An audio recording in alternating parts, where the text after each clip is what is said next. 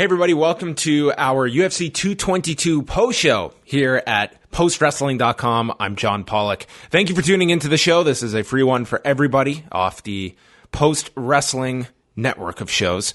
So thanks for tuning in. We're going to be going through Saturday's show from the T-Mobile Arena in Las Vegas, Nevada. It was a card that saw some big changes about a month out from the card, where this was supposed to feature Frankie Edgar challenging Max Holloway for the featherweight championship. And for the second time since December, that fight fell apart. In December, it was Frankie Edgar getting hurt. This time around, it was Max Holloway injuring himself, putting that fight to the sidelines. So rather than Frankie Edgar sitting on the sidelines and awaiting Max Holloway to get healthy, he said he wanted to fight on this card, and the opponent presented was a very tough one in Brian Ortega. And this, to me, was the most intriguing fight going into this card.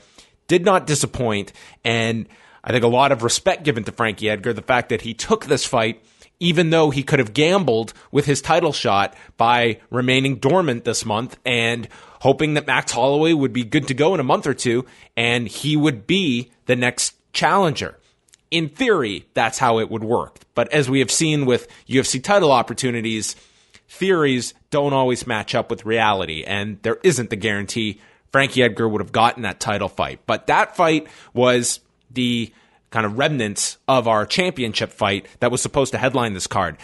That alone wouldn't have been able to headline a pay-per-view, in my estimation. What was able to was Cris Cyborg Justino stepping in on short notice and willing to defend her featherweight title against Invicta bantamweight champion Yana Kunitskaya, who also took this fight on short notice, though it should be noted she had not only been preparing to move up to featherweight, but she had been scheduled to fight the week prior, where she was going to be the one that would be taking on Sarah McMahon, and instead it was Marion Renault who filled in that vacancy. And going back a week ago, it was Marion Renault getting her arm raised in that fight. So Yana Kunitskaya takes the title fight. It's enough that they can proceed forward with a pay-per-view.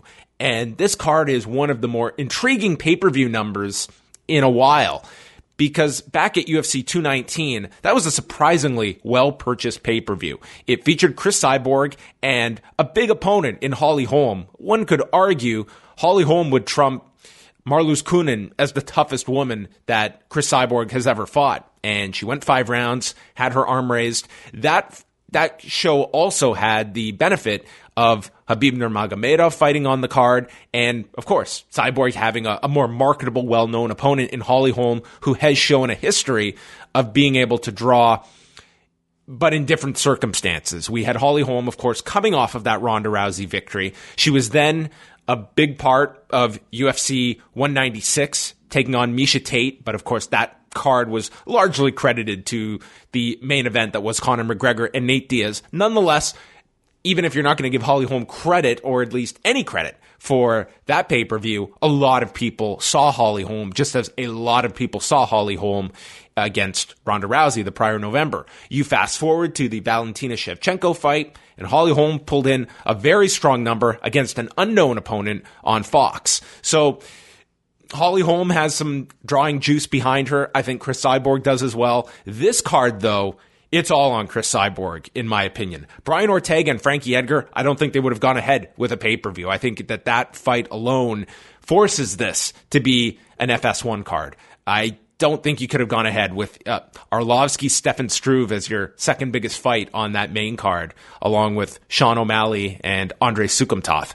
So this show, if this does well, and by well, I would say north of 250,000 buys, I think that should be a feather in Cris Cyborg's cap, that she can not only headline with the right opponent, she can headline with no opponent, which, all due respect to Yana Kunitskaya, nobody, very few were aware of the Invicta bantamweight champion going into this card. So let's rewind. We're going to start at the beginning of the show, work our way up to the main event. We had an announced attendance of 12,041 at the T-Mobile Arena and a live gate of $1,367,672. Opened up on Fight Pass with Jordan Johnson and Adam Milstead. And this was a fight that, surprising to me, ended up going the full 15. And this was our first of 5 split decisions on this card. I gave Adam Milstead the opening round, landed a counter right, and seemed to have the timing down pretty well when Johnson would throw, and then Milstead landed an elbow off the fence, kind of punctuated the round for him. Second round, though, it was the story of Jordan Johnson and his clinch work. He was landing his jab at the start of the round, and then when he would clinch, very active with his clinch. And at one point, Mark Smith separates them, and this is when Johnson is being very active, and Joe Rogan very annoyed at this decision by referee Mark Smith, stating that that is a not a dominant position, but that is an advantageous position for Jordan Johnson, who is being active. He is not riding the clock. He is being active, and he is landing in the clinch. Milstead would land with a right near the end, and then Johnson got a takedown at the end, and they went back to the clinch and got another separation before the end of the second. Into the third, very close round here. Milstead did land a big right to the head, and a knee from the clinch was returned by Johnson. Johnson then using his left counters, jabs, and then got a single leg takedown right near the end. Milstead did end the round strong with a few big shots. Not enough, in my opinion, to win the round. So I scored it 29-28 for Jordan Johnson. Referees had it 29-28, 2 judges having that score in favor of Johnson, and then 1 had it 30-27 Adam Milstead, which is not a great card. Not when that second round was a clear Jordan Johnson round. I gave the first to him. I think you could argue the third. He ended the round strong, but a 30-27, that's a tough one to go. I can go 29-28 Milstead, but nothing more. Right guy won. Jordan Johnson improves to 9-0, and he was stunned afterwards, speaking to Joe Rogan, that any round went to Adam Milstead, not even conceding the first. So then we go to Cody Stamann and the returning Brian Caraway, who has been gone for a very long time. His last fight was May of 2016, and that was a lifetime ago. That was a different ownership group of the UFC, and he had been coming off wins over Eddie Wineland and Aljamain Sterling, but inactivity had really put him into relative obscurity in the bantamweight division, and getting a tough opponent in the 16-1 Cody Stamann. First round, great round for Brian Caraway. If there was any concern over his time away, and different when you're still training, you're still active, versus being in an actual fight in that environment and performing on the stage at hand. And Caraway looked great in this round. He put Stamann against the fence, landed a short right uppercut, got a single leg takedown into half guard. I mean, his passes were really on point in this fight when he was able to get top position and his ability just to move.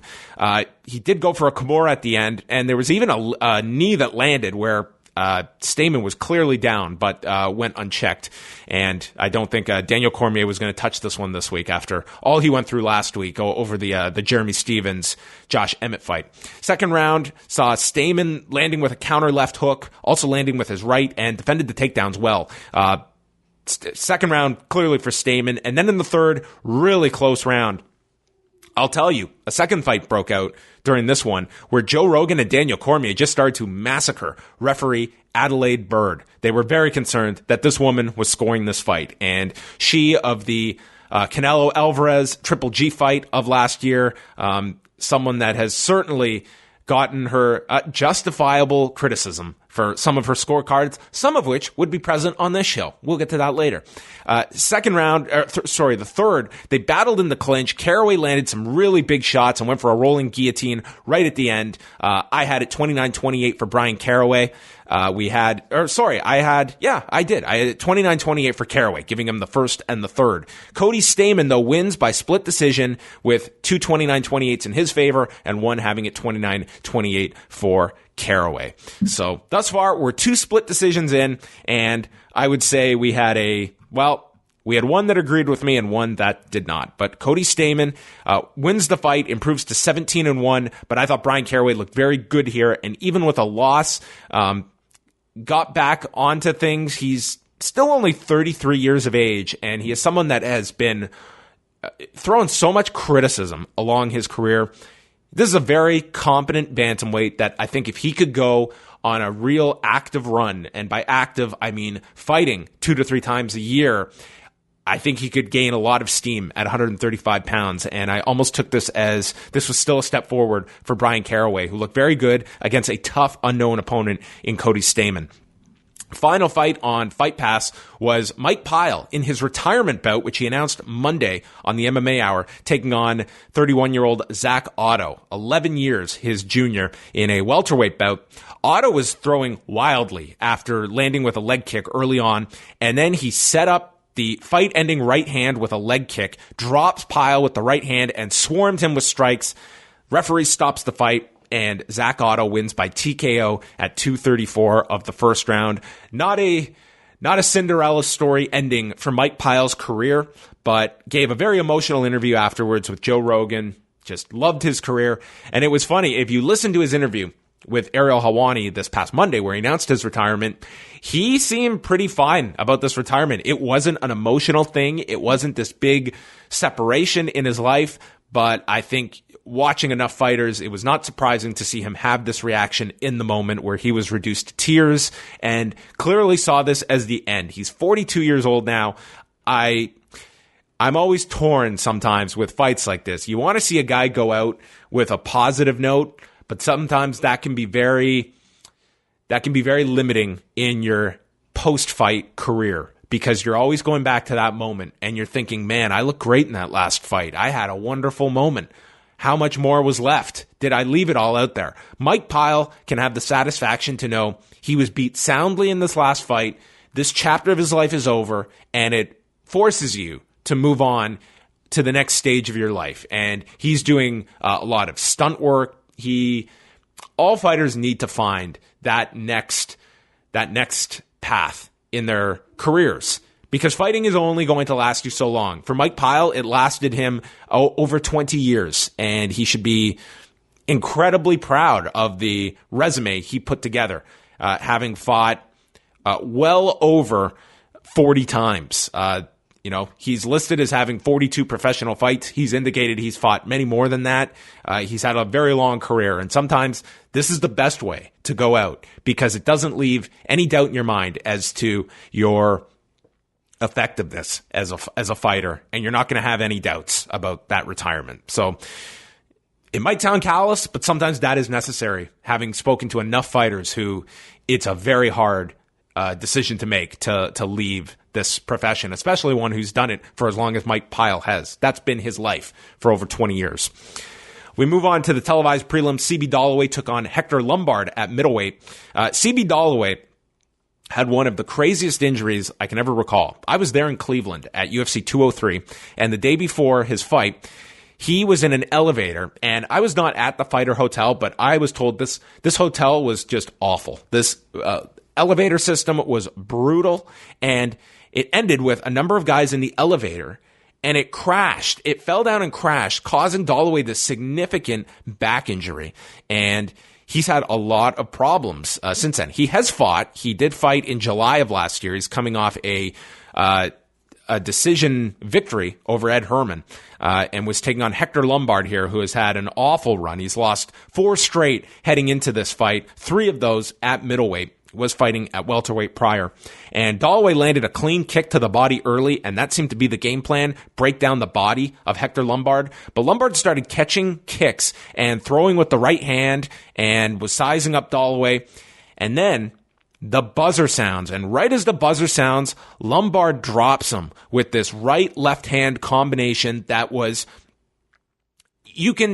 I'm not going to state that he was just being absolutely malicious here. I have no doubt that he was sizing up this combination and was hoping to beat the buzzer before the end. I mean, you hear the clapper, and you can never expect every fighter to be cognizant of all that's going on around them when they're in a fist fight, that you're going to be acknowledging the clapper. But this was clearly landed after the buzzer, and they referred to the instant replay because in Nevada, while they have not adopted the new rules from the ABC, they do have limited use of replay, and it can only be used once the fight is over. This was done. Dollaway went down from this combination, and he was rocked. He got up, and he was in another country. He ended up having to be stretchered out. There was no way this fight was continuing, and they made the call that it was the the fight-ending blows were after the completion of the round, and CB Dollaway won by disqualification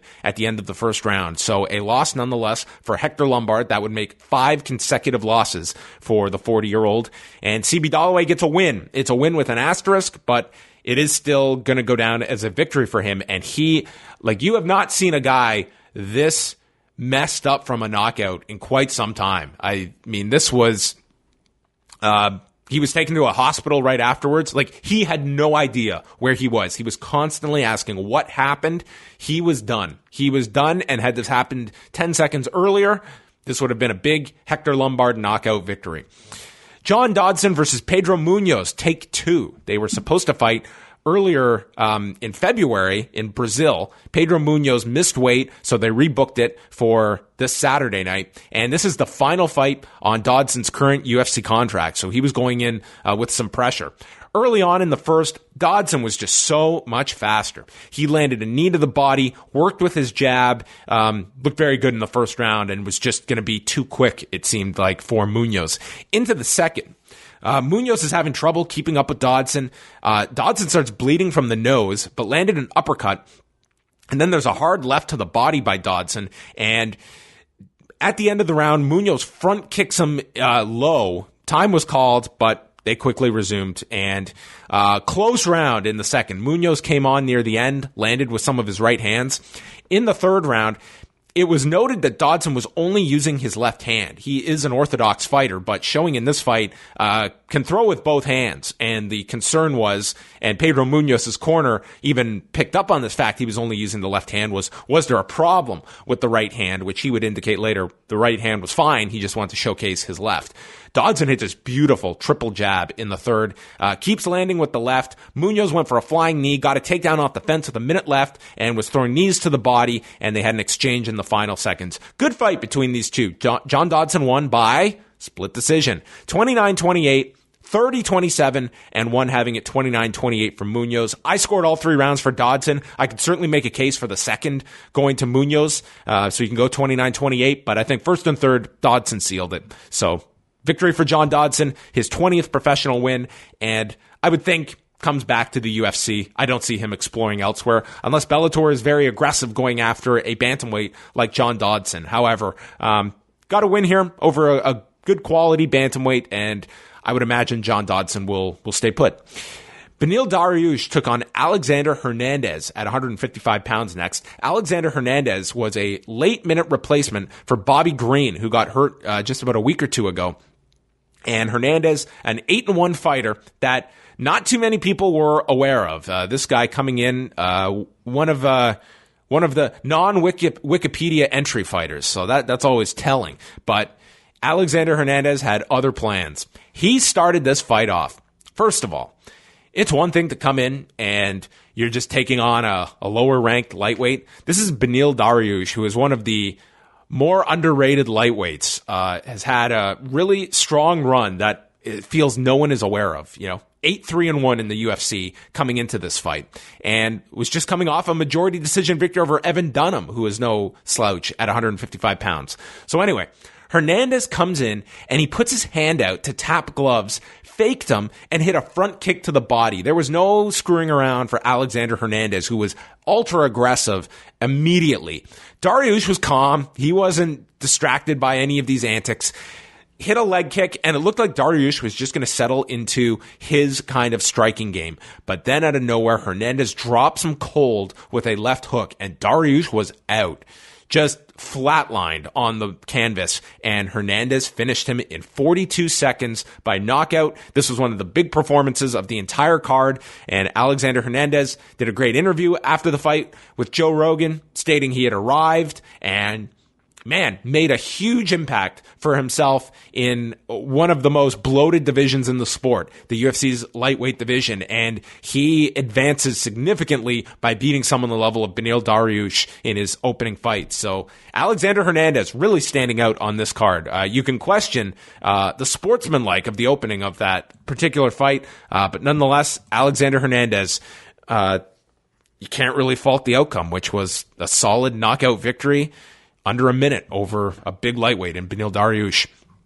Televised prelims were headlined by Ashley Yoder taking on the highly touted Mackenzie Dern, who was one of the biggest favorites on this card, not the biggest. Came in a minus 450 favorite. Ashley Yoder, 5-3 fighter. And we started off with Mackenzie Dern not shooting for the takedown. This is a tremendous jiu-jitsu practitioner, but it was her striking she wanted to show off in the first round, and she would clinch, and she would throw these wild shots that, I mean, she is self-admittedly not a striker, and her striking has a lot to be desired, to the point that, I mean, Ashley Yoder was figuring her out in the second round, and all credit to Ashley Yoder, but Mackenzie Dern in the UFC strawweight division, which may not even be the best division for her. She has had a lot of trouble in the past making 115. She was the last fighter to weigh in on Friday, so she goes through an arduous process before ever getting into the cage to make 115, and you wonder, how much are you sacrificing size-wise versus what are you benefiting from health-wise by fighting at 125 pounds, where that's now an option for the women? We had complained about it for so long that a fighter like Mackenzie Dern 2 years ago, yeah, you're going to force yourself to get to 115 because 135 is crazy to be going 20 pounds higher. Now you have a bridge with 125, so it would not surprise me at all that Mackenzie Dern finds her ultimate success at 125. However, her striking, it needs a lot of work because a competent striker is going to massacre this woman. Her hands are down. She's just throwing crazy. But was landing partially throughout this. Put Yoder against the fence. Yoder did land with a left hand at the end. This was definitely Dern's round in the first. Second round, though, it was all Ashley Yoder. She connected with a left hand and was just landing frequently with that left hand. Very little defense from Mackenzie Dern. During an exchange, Yoder did put her down to a knee. Dern came back and cut Yoder by the right eye, and Yoder blocked the takedown. The early portion of this fight, it was a credit to Ashley Yoder for being able to block takedowns and clearly drilling that significantly, knowing Mackenzie Dern's expertise on the ground. In the third, Dern did land with a right hand, shot for a single unsuccessfully, finally got a takedown late in the fight, took Yoder's back instantly, had a hook in, and it was just watching a magician here as she got her second hook in, fought for the choke, and Yoder did fight the choke off. It was a big finish for Mackenzie Dern. I had it 29-28. Most people would score this fight 29-28. It was a very easy fight to score. But we got another split decision. Somehow, there was a 29-28 for Ashley Yoder.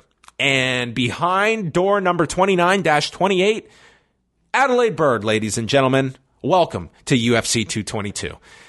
I will not complain too much because the right person won this fight, Mackenzie Dern, but how anyone scores this fight, anything but 29-28, preposterous. We now move on to the pay-per-view portion.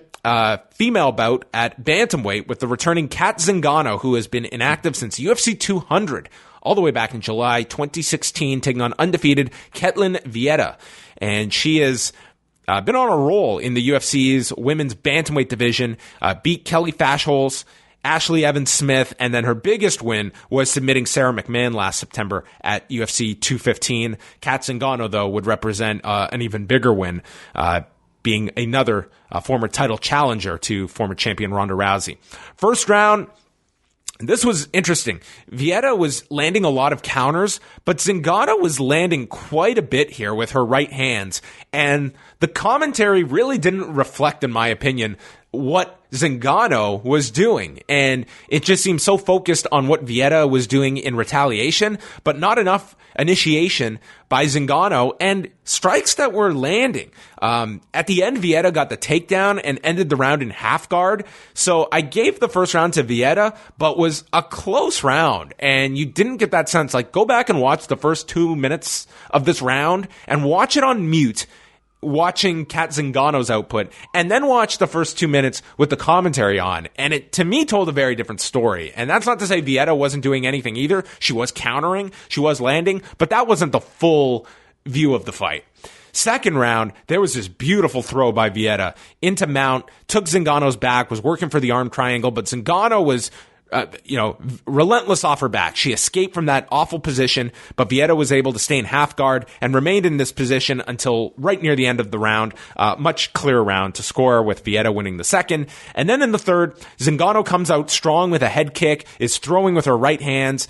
She threw an inside leg kick and appeared to have hurt her leg from it being checked, and Vieta pounced on her, took her down. Vieta got on top. Zingano was by the fence. Zingano gets out and back to her feet, putting Vieta against the fence, and then Zingano just throws wildly at the end of the round and did land a big shot. Still thought it was Vieta's round, so I scored it.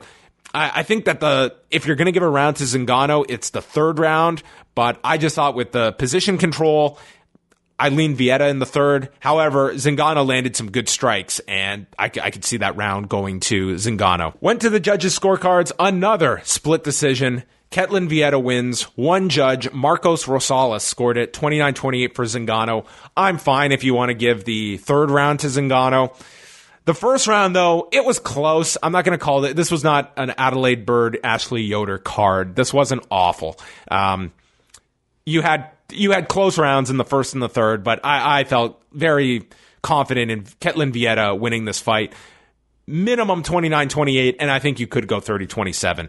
So it was really something, though, to watch the post-fight where you have that downtime before Bruce Buffer reads the scorecards, that Kat Zingano was devastated.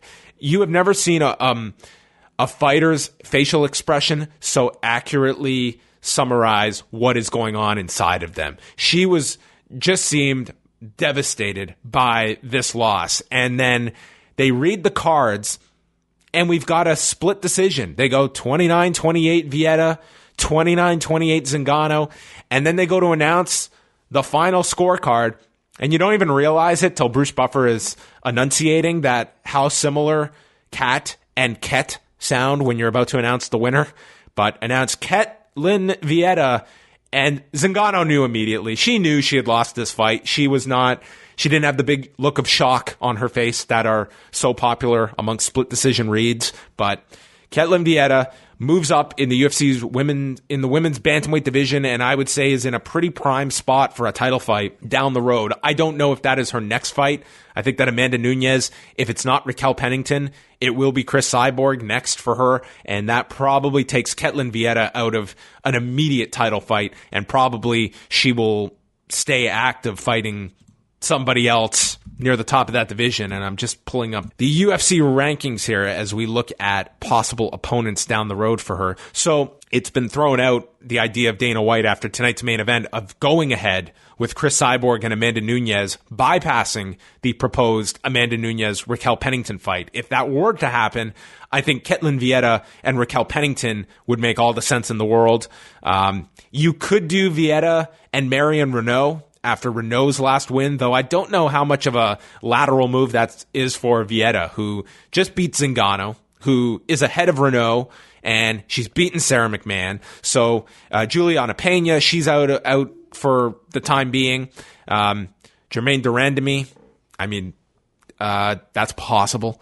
And then there's Holly Holm. So that's kind of where you're looking at. But for me, Ketlen Vieta, I would imagine it's going to be Holm or Pennington next for her. That would be, to me, what she should be angling for. And if Pennington's taking the next title fight, then maybe Vieta and Holly Holm is the fight to make. If Holm wants to be at bantamweight, she could very well settle in at 145 pounds as well and have that as a viable option for her moving forward. She's someone that can compete at that division, and the argument is she shut out of a title fight at 145 as long as Cyborg is champion? You would think for the time being she is. All right, next up, Andrei Arlovski against Stefan Struve. Andrei Arlovski, 39 years of age. He was coming in to his 25th UFC fight of all time. Overall, this would be professional fight number 42. Had his first UFC fight in November of 2000, if you can believe that. Unbelievable.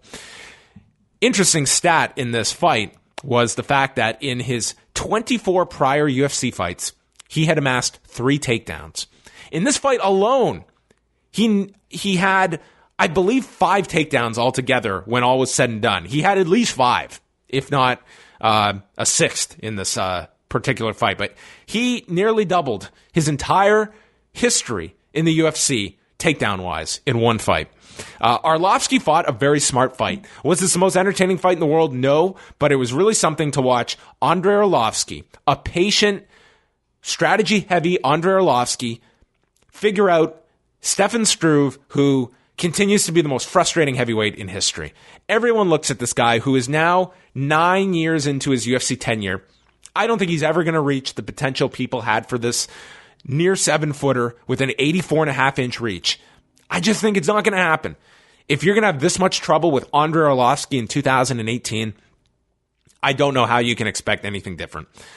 First round, Arlovski got a takedown into half guard, let Struve up. He really didn't want to get involved in anything on the ground with Struve, but did have the takedowns there. Like, his wrestling was something to watch in this fight, something that Arlovski had never shown at this level before, this ability to take down a guy so much bigger than him and navigate those legs and be able to take him down pretty much at will in this fight.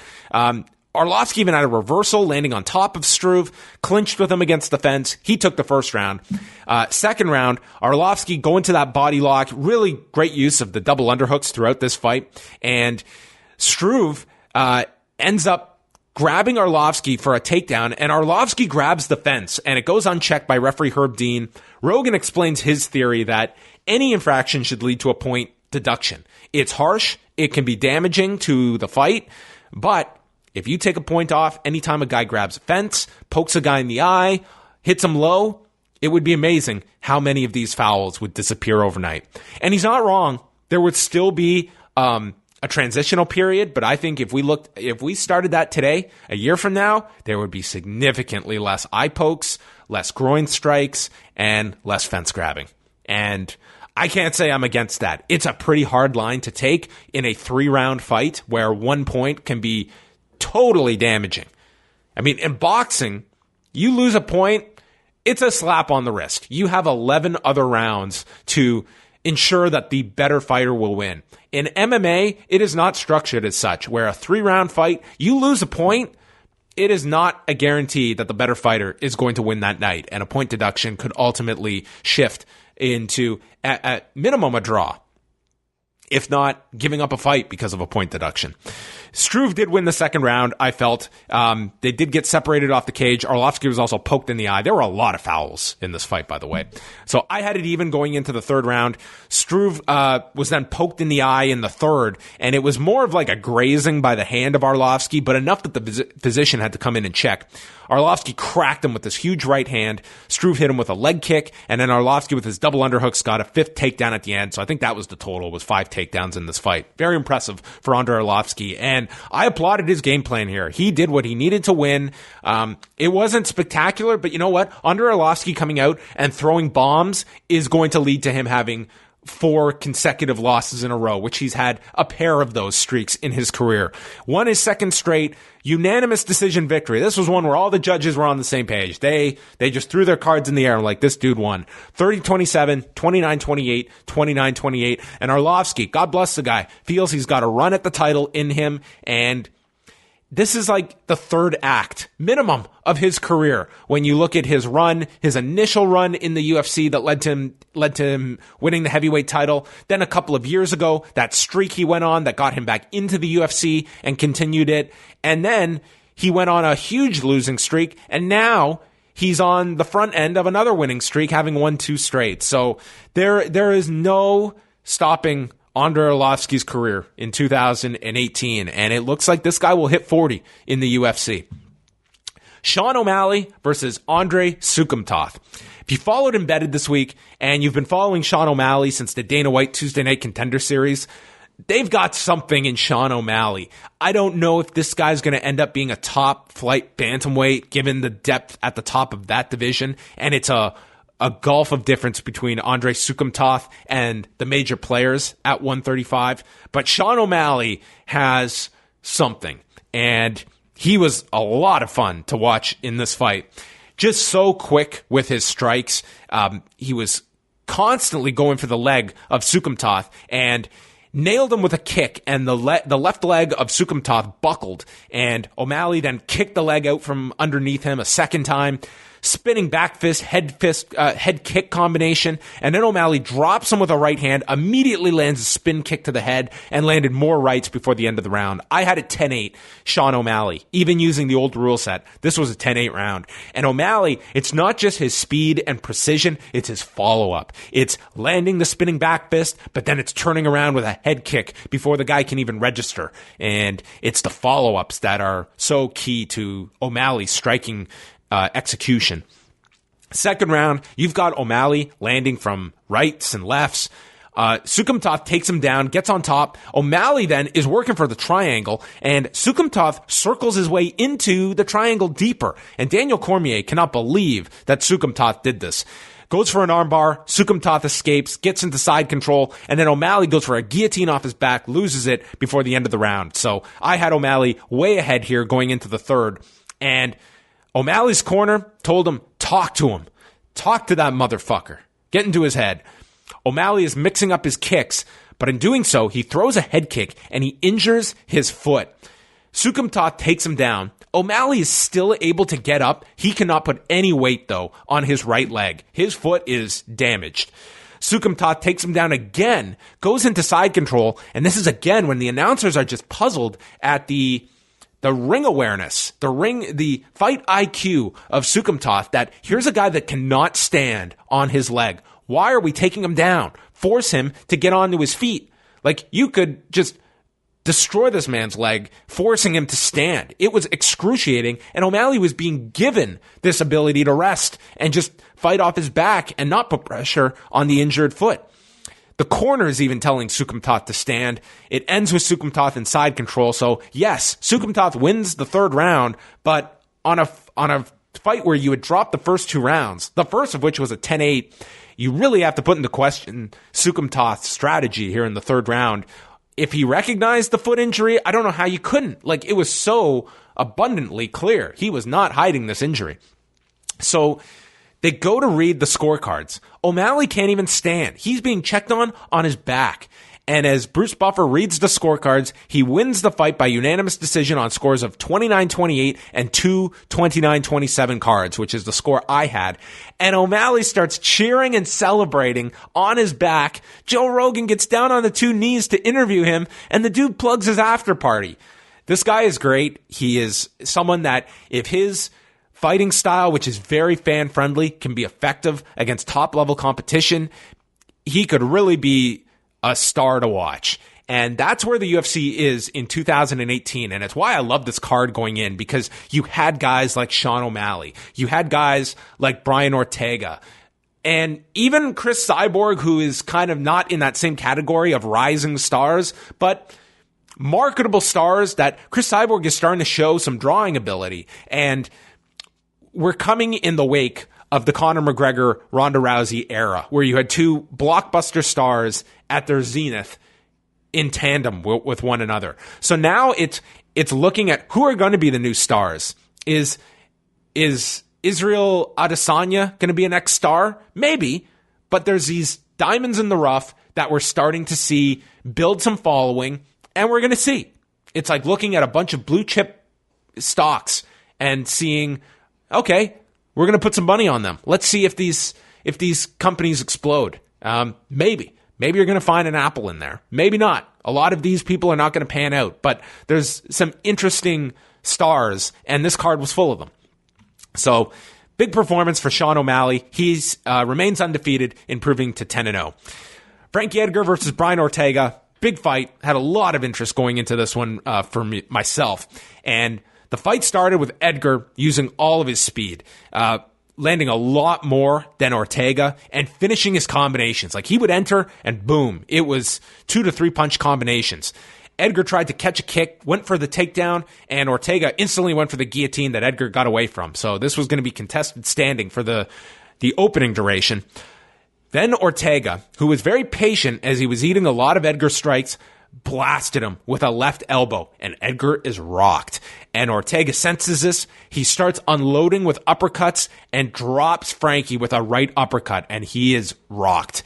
Herzog jumps on top of Frankie to stop the follow-up strikes, and Brian Ortega becomes the first individual to stop Frankie Edgar by KO at 4:44 of the first round. Brian Ortega improves to 14-0, biggest win of his career, no questions asked, and clearly has put himself in line for the next featherweight title shot. There is no other featherweight title fight to make than Max Holloway versus Brian Ortega.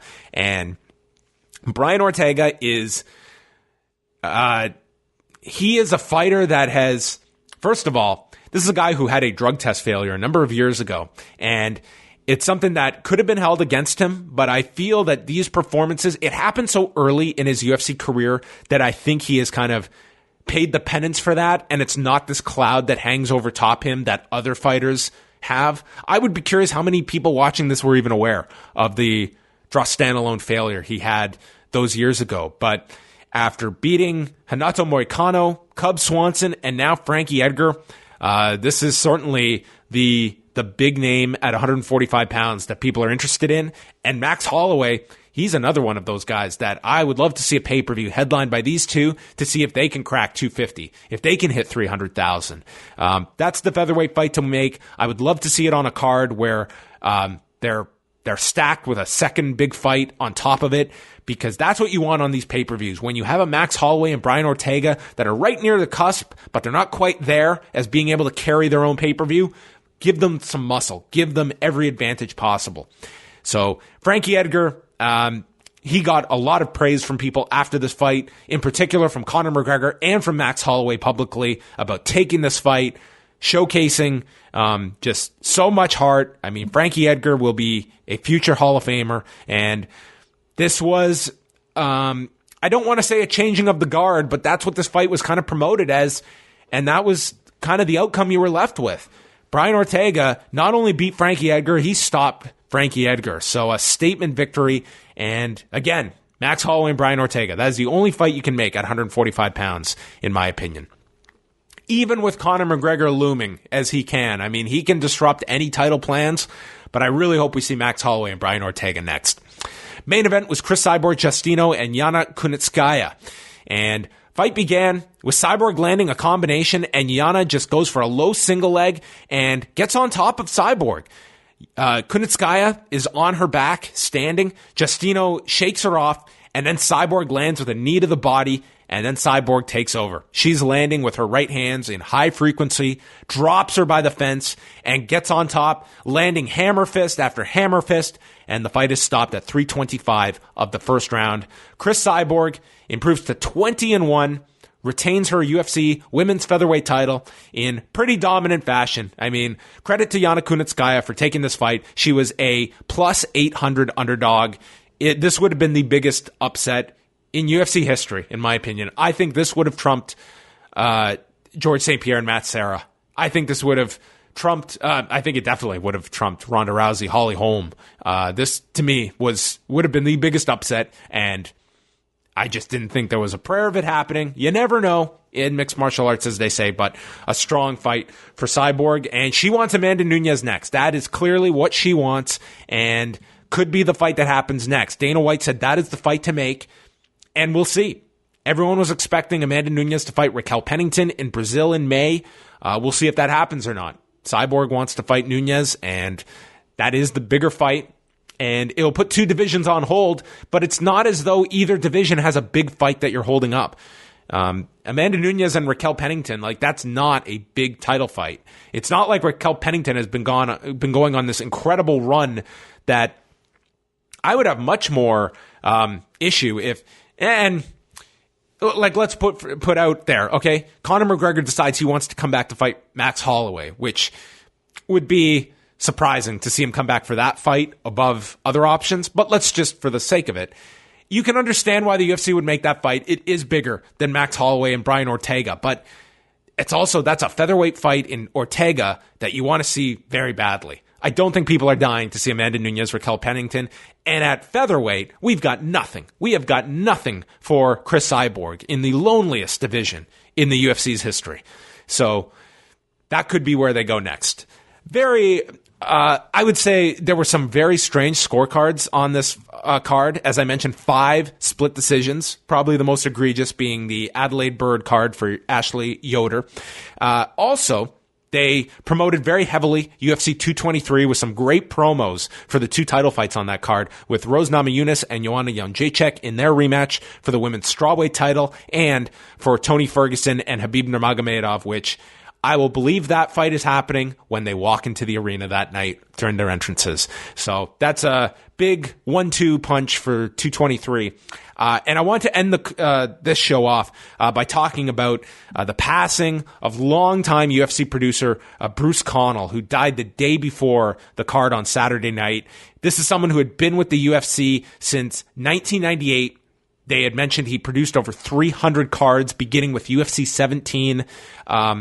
They did such an incredible tribute to him at the start of the pay-per-view, where it was a video package voiced over by Joe Rogan, who would have known this guy since he started with the UFC.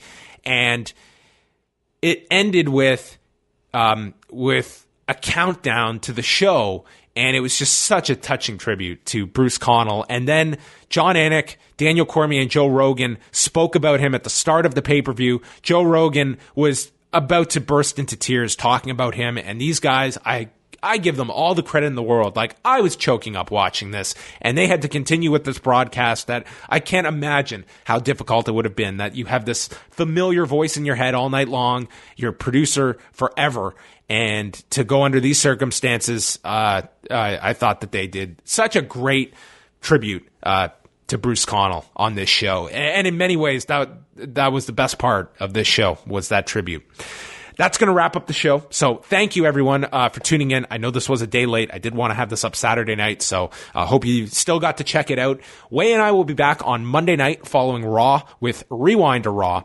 And then Tuesday, we've got 2 shows coming your way. Tuesday afternoon, we will have a Patreon exclusive reviewing the 46th anniversary card from New Japan Pro Wrestling, which is headlined by Kazuchika Okada and Will Ospreay, and Togi Makabe challenging Minoru Suzuki for the Intercontinental title. So look for that Tuesday afternoon if you are a Patreon subscriber. $6 a month gets you access to all of our bonus shows. We do a minimum 1 bonus show per week. Sometimes we do more. This week we'll be doing 2 bonus shows. So sign up at postwrestlingcafe.com and you'll get that bonus show Tuesday afternoon. Tuesday night, we will have Rewind to SmackDown for everybody. And our Rewind Away show is coming out Friday for patron subscribers. This week, we are reviewing WrestleMania 20 from 2004. So keep it locked at postwrestling.com. You can follow us at postwrestling. And thanks for joining us, everyone. And we'll speak with you on Monday night.